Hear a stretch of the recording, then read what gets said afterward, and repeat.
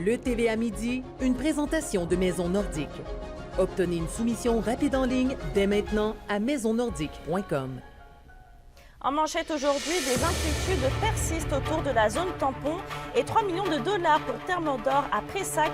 Le TVA Nouvelle Midi commence maintenant.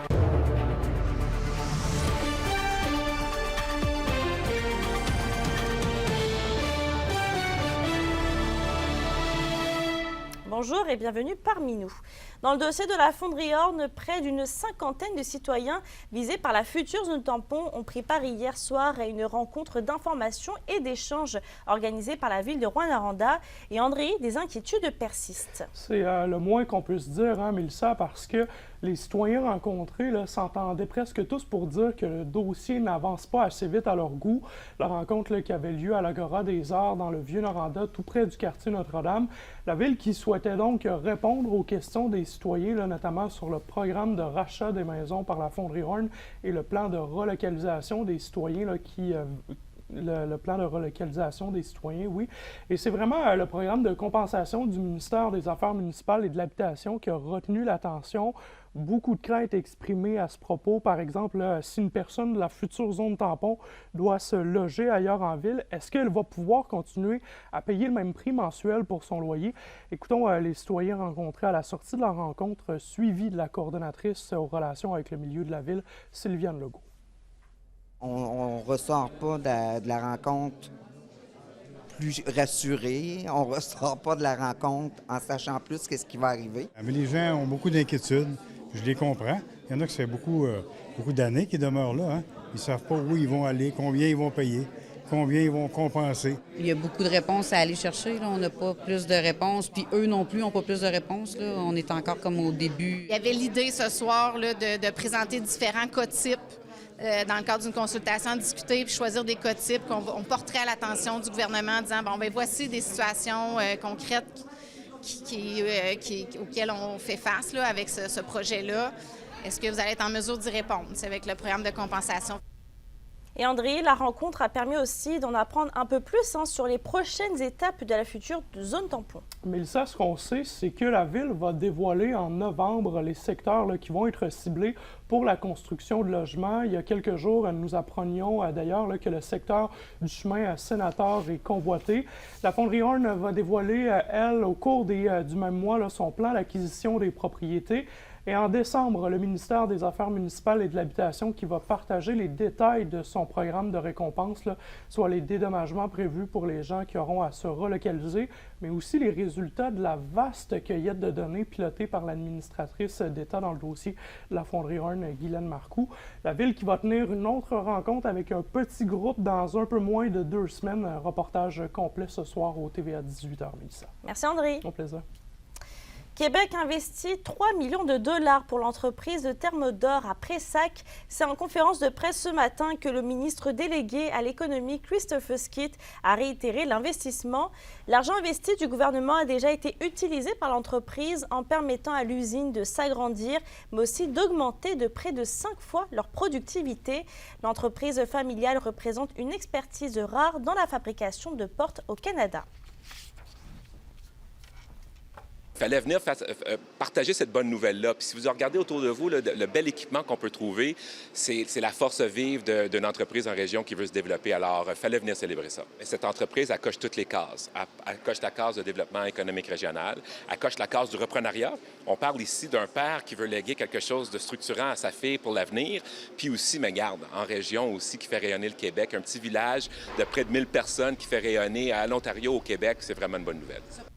Et Thermodor n'est pas la seule entreprise à recevoir de l'aide de Québec. Le gouvernement octroie un emprunt de près de 2,5 millions de dollars à la microbrasserie Le Prospecteur de Val-d'Or en lien avec sa nouvelle usine de production de bière.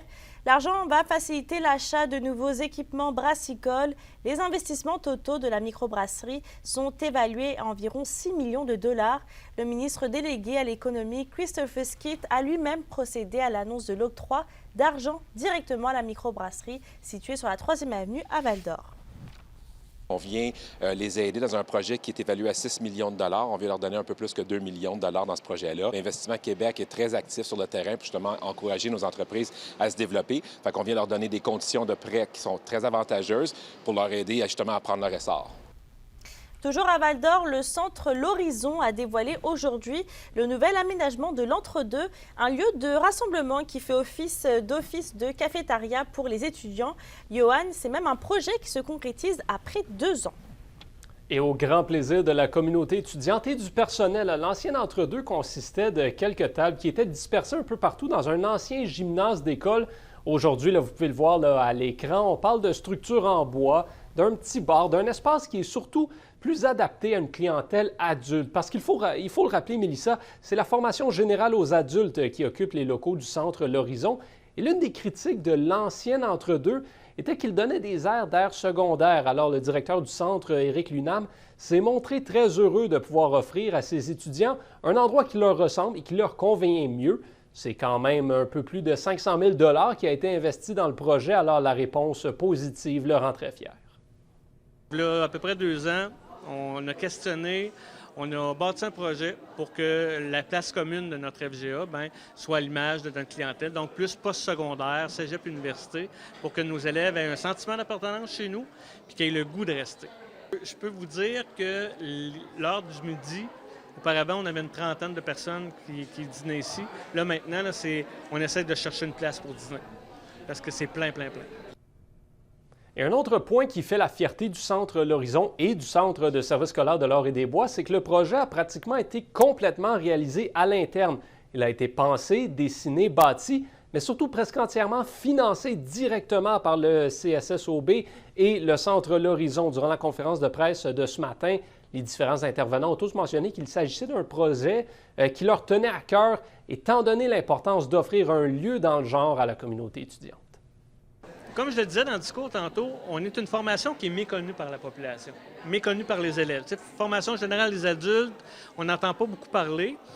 Puis avoir un endroit comme ça valorise les gens qui en font partie. Donc ça nous met sur la map un peu. Les membres du personnel sont fiers de travailler ici, puis fiers d'être reconnus aussi comme des vrais enseignants, des vrais membres du personnel qui ont à cœur la réussite de nos élèves. Puis en terminant, il n'est pas à exclure que le Centre de formation générale aux adultes de Sainte-Terre soit aussi ciblé par un projet similaire prochainement. Merci, Johan. Au plaisir. Dans les faits divers, une camionnette a heurté violemment un pont ce matin sur le chemin Cyprès à Pressac, selon la Sûreté du Québec. Les policiers ont reçu un appel vers 6h45 pour évacuer la conductrice qui était coincée dans sa camionnette. Elle se retrouvait seule dans son véhicule et pour l'instant, elle se porte bien. La circulation se fait actuellement en alternance. On passe en santé puisque les cas de syphilis augmentent en Abitibi-Témiscamingue depuis le début de l'année, selon la direction de la santé publique. En date du 6 octobre, 12 cas de syphilis en phase infectieuse ont été déclarés et la majorité d'entre eux au cours des 2 derniers mois. La plupart des personnes infectées présentaient des symptômes et déclaraient avoir eu des rapports hétérosexuels. La direction de la santé publique fait donc appel à la vigilance avec cette hausse inquiétante. En Abitibi-Ouest, la ville de la Sarre offre un nouveau service de récolte d'encombrants sur demande. Selon la nouvelle manière personnalisée de fonctionner, la collecte ne va pas être effectuée systématiquement à chacune des adresses. Jusqu'au 13 octobre prochain, un citoyen doit s'inscrire sur le site web de la municipalité ou par téléphone s'il le désire, évidemment pour faire ramasser ces encombrants. Le tout sera ramassé la semaine suivante. Et à la question du jour, on vous demande justement, trouvez-vous que le ramassage des encombrants est efficace dans votre secteur? Pour voter et commenter, rendez-vous sur la page de TVA Abitibi-Témiscamingue.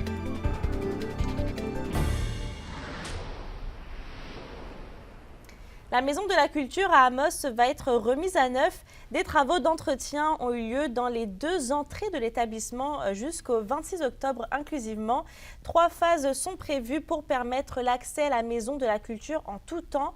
L'organisation demande au public de circuler vers l'entrée principale sur la 1er avenue ou à l'entrée sud, dépendamment des travaux effectués dans les prochaines semaines.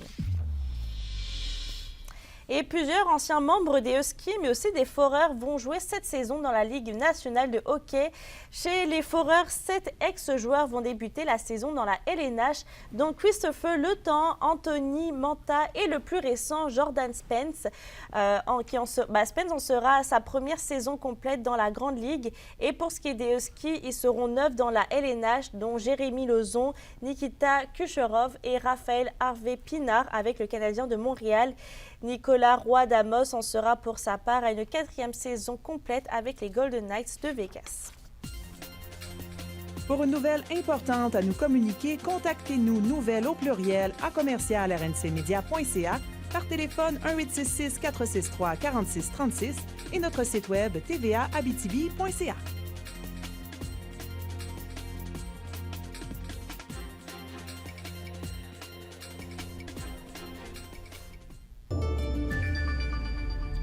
À la météo aujourd'hui, le temps, on le voit, reste encore gris pour quelques jours. On voit que l'automne s'est très bien installé. Dans la météo, on voit que le soleil va arriver, mais ce ne sera pas pour tout de suite parce qu'on s'attend aujourd'hui à des averses dans toute la région avec un maximum de 7 degrés. Et pour ce soir et cette nuit, eh bien, ce sera encore des averses en Abitibi. Par contre, au Témiscamingue, on a un petit changement. Ce sera généralement nuageux avec un 40% de probabilité d'averses. Sinon, sur tous les secteurs, on devrait avoir des nappes de brouillard se formant au cours de la nuit avec un minimum de 2 et 3 degrés. Merci d'avoir été avec nous ce midi. Au plus tard de 18h, soyez avec nous puisque notre chroniqueuse culturelle Stéphanie Dubuc devrait parler avec l'humoriste Boukhar Diouf qui est en spectacle ce soir à Rwanda au Théâtre du Cuivre, donc c'est à ne pas manquer. N'oubliez pas aussi qu'on est toujours sur YouTube et XTVA Abitibi Témiscamingue. Si vous voulez aller voir ou revoir les reportages mais aussi les bulletins, merci pour votre soutien. Bonne journée et à tout à l'heure.